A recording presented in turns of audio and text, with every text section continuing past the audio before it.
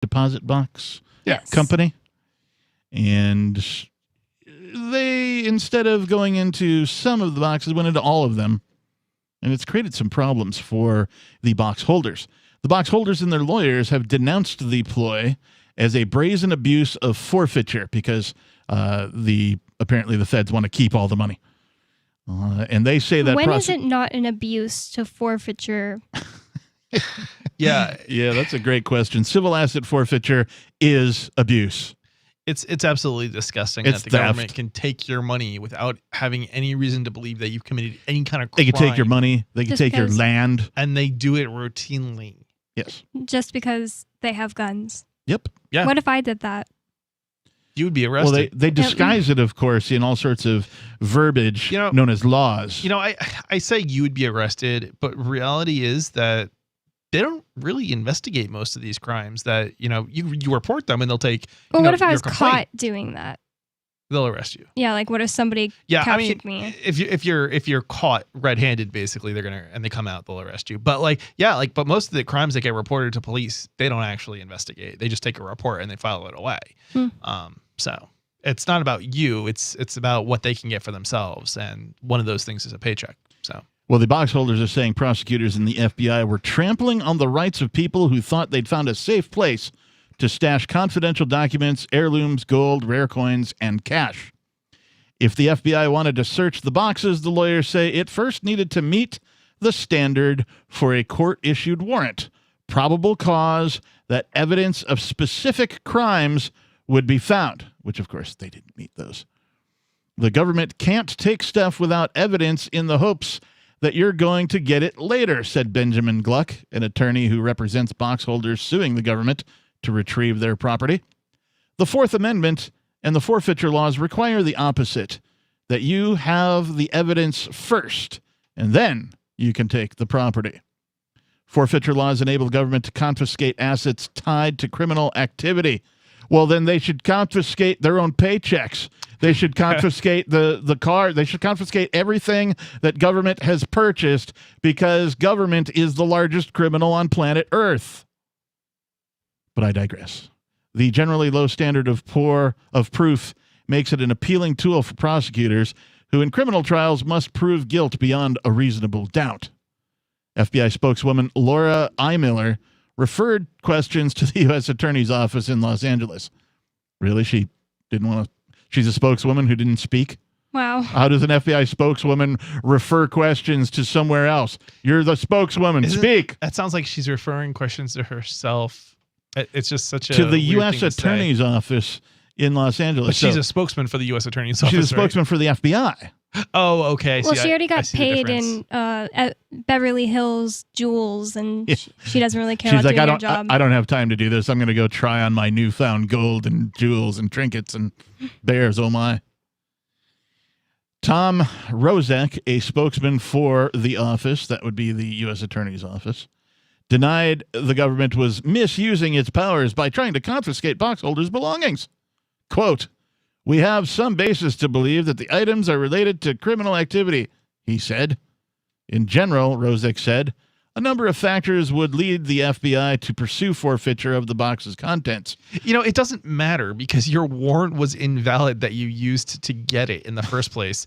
It was only valid specifically for the business that you were searching, not the contents of the boxes in the business that you were searching. And the judge has already said this. I mean, this idea that, that you can now try to claim seizure because it's illegal, it doesn't even matter at this point. It's already invalidated. Yeah, it's going to get hopefully thrown out.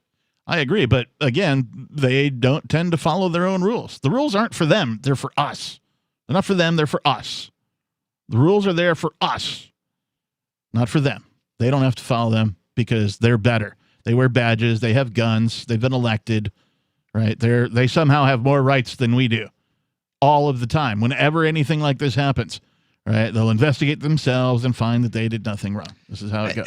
It's not even like they have rights. It's that they're thieves. I mean, they're going to do what they're They hide behind the elaborate verbiage written down on pieces of paper that are called laws. Yeah, I mean, it's just one big game for them. They know they're not going to get punished. They're not going to get caught because there's nothing to get I mean, it doesn't matter. They get caught. They're still not gonna. There's not gonna be any impact to their behavior. They're not gonna change their behavior because there's no penalty. There's no punishment. There's nothing. They don't lose their job. They don't, have to give back they probably won't even have to give back what they stole. I'm sure they won't. Rosick said a number of factors would lead the FBI to pursue forfeiture of the box's contents, such as large stacks of cash kept by a person with a criminal record or no known source of income. Oh my God. Like, okay, so Again, if is you it have a law that we have to know where everybody gets their money from? Right. It's irrelevant because you didn't have a basis to search or seize the contents of that box in the first place. If you have large stacks of cash, it's entirely possible that you might not need a source of income. And maybe you Very just don't true. want the FBI to know where you get it because you've heard they steal from people. Possession of cash. Or where you keep it, sorry. Possession of cash in any amount is legal. This is just the next line here in the article. And it's a separate paragraph, too. It's just one sentence. Possession of cash in any amount is legal. It's almost like they're trying to make the same argument they make against Bitcoin towards their own fiat right now. Oh, you have a lot of this. What are you going to do with that? Yeah, is where that did it because come from? Is that because people use fiat to do criminal things? I mean, they're basically do. criminalizing wealth, right? Like they're criminalizing having money. Well, unless you're already rich. Beyond the $86 million in cash, the FBI is seeking to confiscate thousands of gold and silver bars. Patek Philippe and I don't know what that means. Rolex watches, gem-studded earrings, bracelets, and necklaces, many of them in felt or velvet pouches. The FBI also wants to take a box holder's $1.3 million in poker chips from the Aria Casino in Las Vegas. wow. So, yeah, those folks who don't, and listeners who don't know, you could go into a casino and you can, play the card games and you can get your poker chips. Some casinos won't make you cash out. You just keep the chips, go home with them. You can come back with them and play again later, and so it's sort of a pseudo form of currency. And so you can take those chips and put them wherever you want and then cash them in later, use them to play again. That's so cool and bougie. Is it bougie? Yeah. The money and goods are among the contents of about 800 safe deposit boxes the FBI seized in late March during its 5-day raid of the U.S. private vault store in an Olympic Boulevard strip mall known for its kosher vegan Thai restaurant. Nice. Can you imagine if they came to your apartment building and because they wanted to arrest the landlord they arrested, or they stole, they went through everybody's apartment and they took whatever cash and valuables were there? Because that's effectively what they're doing here. Gosh, that sounds just like the mafia. Doesn't it? Sounds just like I something don't they've think the done mafia here. is that bad. Well, and also the mafia, if they said, hey, if you don't give up some of your money, we'll offer you protection. Like the mafia would probably actually offer you some form of protection. Yeah, Don't you're probably trade right. in FRNs or Bitcoin. Trade in poker chips. Is that the lesson to be learned here? I But they don't know took about the that. poker chips. 603-283-6160. More Free Talk Live is coming up.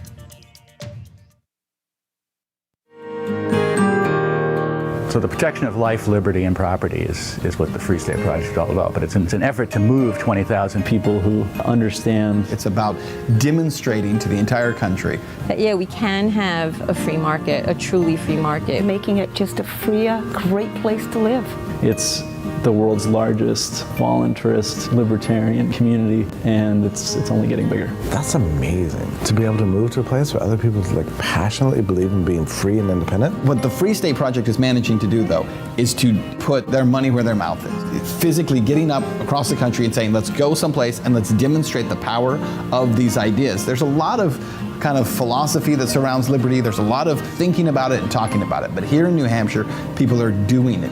101 Reasons Liberty Lives in New Hampshire, a documentary by Free State Project Early Movers. Watch it free at 101reasonsfilm.com. 101reasonsfilm.com. Are you a cryptocurrency advocate? The Crypto Tip is the ideal outreach tool to help new people discover cryptocurrency. It's a printable business card-sized tip that you can give to service providers, preferably in addition to a good cash tip. When the server scans the QR code, it'll bring up an explanation of cryptocurrency, how to install a wallet, and allow them to claim the tip. If they don't claim the crypto, you get your tip refunded to you after a time period you specify. Plus, if they do claim the tip, you get an email alert. Create as many tips as you want at cryptotip.org. That's cryptotip.org. The LRN.FM's social media channels have been revamped. We've eliminated Facebook and focused on other platforms like Twitter and Mastodon, the decentralized alternative to Twitter. On our accounts, you'll find posts from multiple LRN.FM show hosts together in one place. Follow us on Twitter at twitter.lrn.fm, or better yet, move to the decentralized Mastodon social media platform at toot.lrn.fm, toot.lrn.fm. I think you'll like it. If you're looking for work, or even if you're not, here's an innocent mistake you really want to avoid. Never return calls before listening to your voicemail. Your wireless phone sends calls you didn't answer into voicemail, and it shows you phone numbers for calls you missed. Important, don't call back callers you missed until you have first listened to your messages. Otherwise, you frustrate people who bothered to leave messages by asking them to repeat a message they just left as your voicemail greeting instructed them to. If you're a job applicant, this alone could be a deal killer. And even if you're not, there are few things you can convey to someone that are as fundamentally maddening as, "I didn't hear you." With money and attention so scarce now, effective communication skills have never been more important. For more tips for job seekers and everyone else, hit survivalspeech.com. I'm Holland Cook. There are lots of ways to listen to Free Talk Live. Our podcast has been around since podcasts began, and now the FTL feed is loaded with content besides our full show archives. Did you know that we make it easy for you to customize your podcast subscriptions? We have different feeds, one that includes only our full shows, one with just the Daily Digest, and our main feed that includes everything. You decide what you listen to. It's quick and easy to customize your feeds at feeds.freetalklive.com. That's feeds.freetalklive.com. Breaking weather news. Belize is sunny and around 82 degrees.